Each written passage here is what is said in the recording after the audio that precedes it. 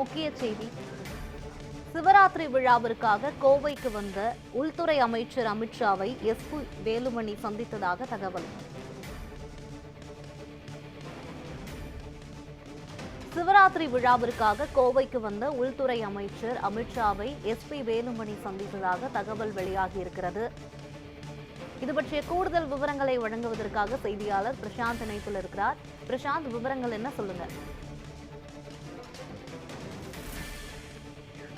யுவராணி, கடந்த வாரம் நடைபெற்ற மகா சிவராத்திரி விழா, ஈஷாவில் மிக பிரமாண்டமான சிவராத்திரி விழாவில் முக்கிய சிறப்பு விருந்தினராக மத்திய உள்துறை அமைச்சர் பாஜக சேர்ந்த அமித்ஷா அவர்கள் பங்கேற்றார்.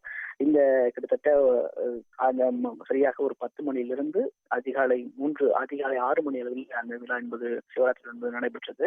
இதில் குறிப்பாக கிட்டத்தட்ட அந்த ஒரு மணி நேரம் அந்த நிகழ்ச்சியில் சிறப்பு கலந்து கொண்டு அங்கு பல்வேறு உரையாற்றிய பிறகு அமித்ஷா அவருடைய ஈஷாவில் இருக்கக்கூடிய அவருக்கு ஒதுக்கப்பட்ட அந்த விஐபி லான்ச்ல போயிட்டு அவர் இரவு ஓய்வெடுக்கிறாரு.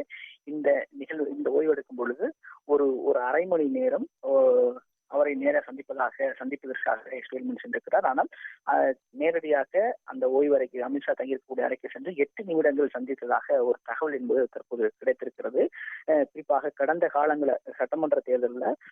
நடந்து முடிந்த சட்டமன்ற தேர்தலில் பாத்தீங்கன்னா அதிமுக பாஜக கூட்டணி ஏற்பட்ட நிலையில அவர் குறிப்பிட்ட வாக்கு என்பது சரிவடைந்தது. அதற்கு பிறகு நடந்த சரிவடைந்து மட்டுமில்லாமல் ஆட்சியும் இழந்து அதிமுக ஆட்சி இழந்தது. அதற்கு பிறகு நடைபெற்ற நாடாளுமன்ற தேர்தலில் எக்காரணத்திலும் இன்னும் பாஜகவுடன் கூட்டணியே கிடையாது என்று அதிமுகவுடைய பொதுச்செயலர் எடப்பாடி தெரிவித்திருந்தார்.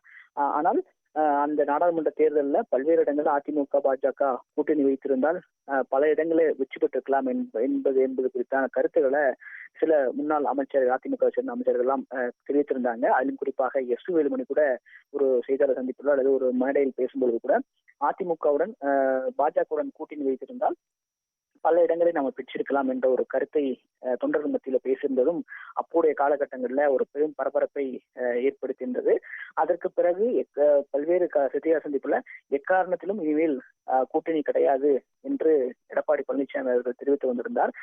இன்னும் சட்டப்பேரவை தேர்தலுக்கு இன்னும் 1 வருடங்கள் இருக்கக்கூடிய நிலையில கடந்த வரக்கூடிய 2026ல கூட்டணி எந்தெந்த கட்சி யாருடன் கூட்டணி என்ற பிரதிவாதங்கள் தொடர்ந்து நடைபெற்றுக் கொண்டிருக்கிறது. ஒரு பக்கம் திமுக கூட்டணி கட்சியோடு வலுவாக இருக்கிறது, மறுபக்கம்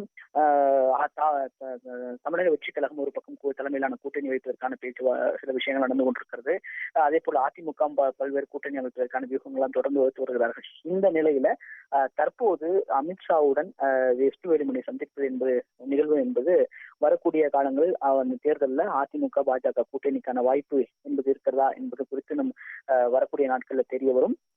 இது ஒரு பக்கம் இருந்தாலும் கூட நேற்று முன்னாள் அதிமுக அமைச்சர் கோவை சேர்ந்த எஸ்பி வேலுமணி அவருடைய இல்ல திருமண நிகழ்ச்சியில அந்த மத்திய பாஜகவை சேர்ந்த மத்திய இணையமைச்சர் வேல்முருகன், பாஜக மாநில தலைவர் அண்ணாமலை மற்றும் பாஜக மூத்த தலைவர் தமிழிசை சவுந்தரராஜன்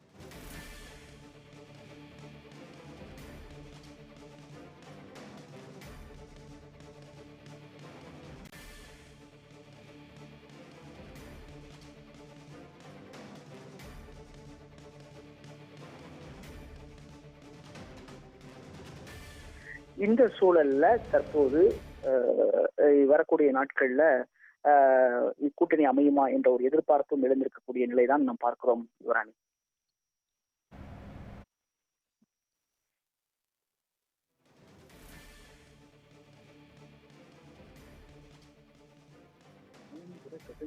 தற்போது இந்த சந்திப்பு குறித்து பேசுவதற்காக மூத்த பத்திரிகையாளர் ரவீந்திரன் துரைசாமி நம்மிடம் இருக்கிறார். அவரோட கேட்கலாம். சார் வணக்கம்.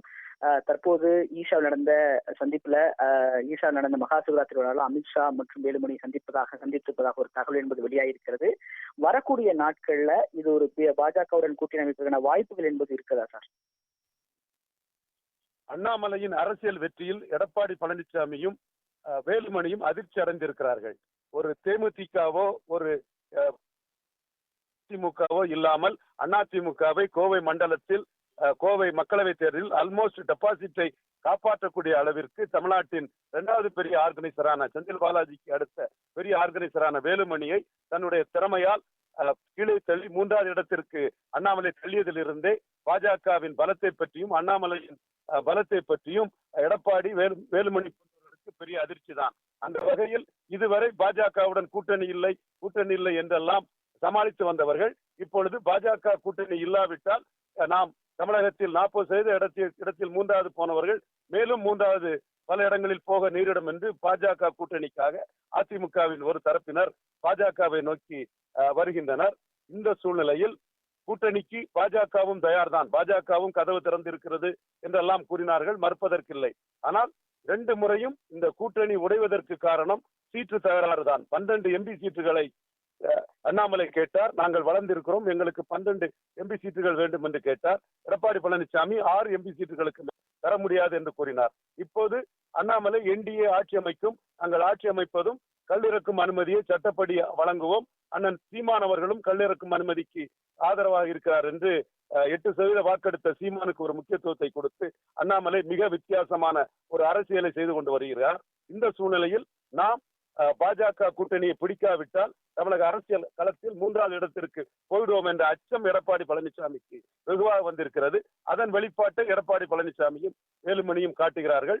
அதிமுக பாஜக கூட்டணி அமைவதற்கு வாய்ப்பு உண்டு. ஆனால் பாஜக நாங்கள் என்டிஏ என்று சாதிக்கிறார்கள். 18% என்டிஏ வாக்கெடுத்திருக்கிறார்கள். அதிமுக 20% இருக்கிறார்கள். இப்பொழுது சீட்டு பேரம் என்பது, சீட்டு பங்கீடு என்பது பெரிய பிரச்சனையாக இருக்கும். பலத்தின் அடிப்படையில் சீட்டு பங்கீடு என்பதைத்தான் பாஜக கூறுவார்கள். ஹரியானா, மகாராஷ்டிரா, டெல்லியில் நாங்கள் சட்டமன்றத்திலும் முன்னோட வளர்ந்திருக்கிறோம், ஆட்சியை பிடித்திருக்கிறோம் என்ற சூழ்நிலையில் 100 சீட்டு அதிமுக இருக்கின்றால் 90 சீட்டு பாஜக, பாமக, தினகரன், ஓபிஎஸ், ஏசி சண்முகம், பாரிவேந்தர் போன்ற அவங்க கூட்டணி கட்சியினர் எல்லாருக்கும் சேர்த்து என்ற ஒரு இதைத்தான் பாஜக முன்னிறுத்துவார்கள். இதனை எடப்பாடி பழனிசாமி எப்படி ஏற்றுக்கொள்ளப் போகிறார்கள் என்று பார்க்க வேண்டும். கூட்டணி அமைவதில் எந்த பிரச்சனையும் இல்லை. ஆனால் கூட்டணியில் யார் யாருக்கு எவ்வளவு சீட்டு, பலத்தின் அடிப்படையில் பங்கீடு, ப்ரொபோர்ஷனேட்டா பலத்தின் அடிப்படையில் பங்கீடு என்பதைத்தான் பாஜக வற்புறுத்துவார்கள். அவர்களுக்கு ஒன்றும் 2026 முக்கியமான தேர்தல் அல்ல. அதனால் எடப்பாடி பழனிசாமி தான் பலத்திற்கு ஏற்ற சீட்டை 24 கொடுக்க மாட்டேன் என்றவர் 26 கொடுத்து கூட்டணி வைக்க வேண்டிய ஒரு சூழ்நிலை வரும் என்று நான் கருதுகிறேன். அண்ணாமலை மிகப்பெரிய சாதுரியமான அரசியல்வாதி, பொறுத்திருந்து பார்ப்போம். சார், ரவீந்திர துரையன் சார், ஒரு கேள்வி. அதாவது இப்ப சேலத்தில் நடந்த செய்தியாளர் சந்திப்புல பாத்தீங்கன்னா இன்னும் 6 மாதத்தில் கூட்டணி குறித்து முடிவெடுப்போம், 6 மாதங்களுக்கு தான் நாங்கள் சொல்லுவோம் என்ற எடப்பாடி பழனிசாமி சொல்லியிருக்காரு. இது எதை குறிக்கிறது சார்? ஏற்கனவே தமிழகத்துல தாவேக்காட கூட்டணி அதிமுக வைக்குமா என்ற ஒரு பேச்சு ஒரு பக்கம் நடந்துட்டு இருக்குது. ஆனா தற்போது இப்ப இந்த சந்திப்பு நடக்கும் நிகழ்வுகள், எஸ்பி வேலுமணி இல்ல திருமண விழாவில் சந்த மூத்த அமைச்சர்களோட அண்ணாமலை கொடுத்த வரவேற்பு, இதெல்லாம் பார்க்கும் பொழுது இதை எதை நோக்கி பயணிக்க நினைக்கிறீங்க சார்? தாவேக்கெல்லாம் ஏட்டு சுரக்கா, அது கறிக்கு உதவாது. பத்திரிகைகளிலும் ஊடகத்திலும் பேசிக்கலாம். அவர்கள் பலம் நிரூபிக்காதவர்கள். பலம் நிரூபிக்காதவர் தாவேக்கனர் என்பதை 2 நாட்களுக்கு முன் கூறிய பேட்டியிலே எடப்பாடி பழனிசாமி அதை சூசகமாக தெரிவித்து விட்டார். எடப்பாடி பழனிசாமியை பொறுத்தவரையில் திமுக எதிர்ப்பு என்ற சூழ்நிலையில் எல்லா கட்சிகளும் தன் பின்னால் வர வேண்டும் என்று கருதுகிறார். அவர் ஒன்றை மறந்து விட்டார். இந்த ஒரு 4 மாதத்திற்கு முன்பாக திமுக எதிர்ப்பு எங்களுக்கு முக்கியமல்ல, காங்கிரஸ் எதிர்ப்பு தான் எங்களுக்கு முக்கியம் என்று பாரத பிரதமர் மோடி அவர்கள் கலைஞர் நாணய வெளியீட்டு விழாவிற்கு மந்திரி சபையில் 2வது இடத்தில் இருக்கும் ராணுவ அமைச்சர் ராஜ்நாத் சிங்கை அனுப்பி, ராஜ்நாத் சிங்கை கலைஞர் நினைவிடத்திற்கு சென்று அஞ்சலி செலுத்தினார். செலக்டிவ் அம்னீஷியாவில் எடப்பாடி பழனிசாமி போன்றவர்கள் இதையெல்லாம் மறந்திருக்கலாம். அந்த மறந்துவை திமுக எதிர்ப்பு ஒன்றே பாஜகவின் புள்ளி என்று அவர் கருதலாம். நிச்சயமாக இல்லை. பாஜகவை பொறுத்தவரையில் காங்கிரஸ் எதிர்ப்பு, காங்கிரஸோடு திமுக இருப்பதனால் அவர்கள் திமுகவை எதிர்க்கிறார்கள். அந்த வகையில் எடப்பாடி பழனிசாமியும் பாஜகவும் ஒரு அணியில் வர வேண்டும் என்றால் மிகப்பெரிய சீட்டு பேரத்தை பாஜகவினர் செய்வார்கள். தன் பலத்திற்கு, அதாவது 18% பலத்திற்கு 100 சீட்டு திமுகவுக்கு என்றால், அதிமுகவுக்கு என்றால் 90 சீட்டு தேசிய ஜனநாயக கூட்டணி என்பதை விட்டு கொஞ்சமும் இறங்கி வரமாட்டார்கள். நன்றி சார். இணைப்பில் உங்களுக்கு கருத்துக்களை தங்களுக்கு மிக்க நன்றி சார். தற்போது இவர் அணி கோவையில அண்ணாமலை அவர்கள் செய்தியாளர் சந்திப்பு நடத்தியது சார். அந்த காட்சிகளை தற்போது பார்க்கலாம்.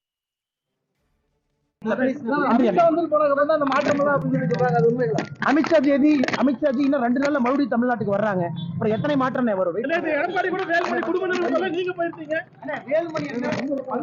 கூப்பிட்டாங்க, போய் கல்யாணத்துக்கு போறது கூட தப்புனா எப்படி? அவர் ரிசப்ஷனுக்கு வருவார்னு நினைக்கிறேன். தேங்க்யூ அண்ணா.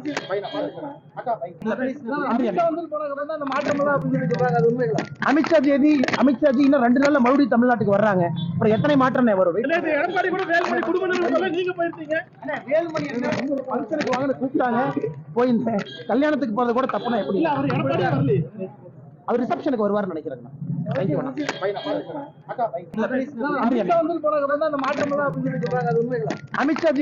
அமித்ஷாஜி இன்னும் 2 நாள்ல மறுபடியும் தமிழ்நாட்டுக்கு வர்றாங்க. அப்புறம் எத்தனை மாற்றம் வரும்?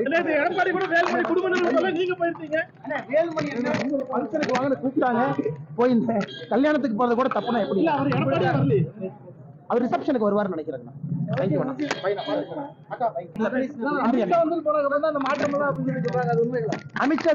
அமித்ஷாஜி இன்னும் 2 நாள்ல மறுபடியும் தமிழ்நாட்டுக்கு வர்றாங்க. அப்புறம் எத்தனை மாற்றம் வரும்? எடப்பாடி கூட வேலுமணி குடும்ப நீங்க போயிருந்தீங்க. வேலுமணி ஃபங்க்ஷனுக்கு வாங்கன்னு கூப்பிட்டாங்க.